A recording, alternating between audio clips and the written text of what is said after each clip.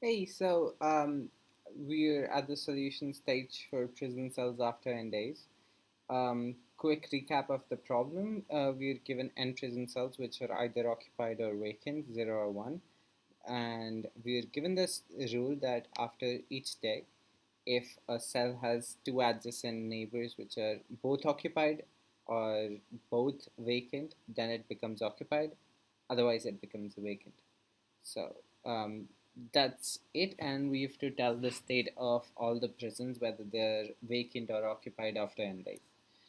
You can check the first attempt or the recap of the first attempt to know what we did. We don't have the solution here. It's logged for free users, so we are gonna check two of the discussion posts. When I had a look at this, it made me realize this statement is very nice. That there are only 2 to the power 8 possible states, right? So we check for repeating states, and in our case, we only have these filled because we check from day one. So that's just 2 to the power 6, which is 2, 4, 8, 16, 30 to 64. Just 64 states. So it would definitely repeat, and our solution is hence proved to work. Now let's see if we can find a solution which looks shorter or has something which is done better. So if you see these solutions, so this is our first attempt. So this would definitely be a bit longer. We are not focusing on having a shorter code. But these discussions, they're generally much shorter because they want to minimize the number of lines. So let's see if we can find something interesting. This guy has two solutions, one using a hash map, the other using the loop pattern. We're gonna check the Python solutions.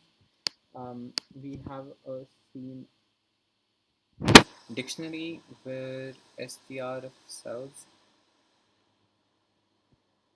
Okay, I'm not sure what this line does. Okay, yeah.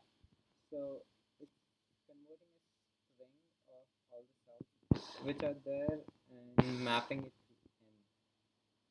Okay, while n scene dot set default str of cells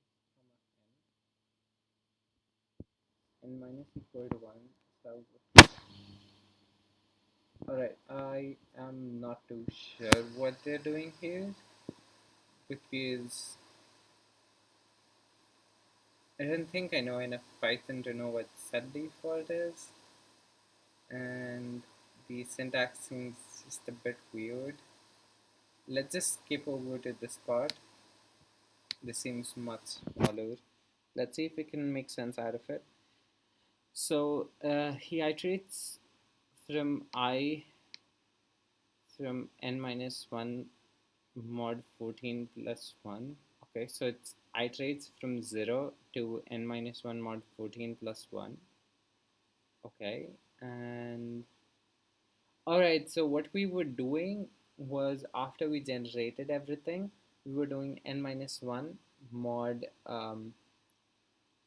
the reps, but mod 14 plus 1 he might have some idea.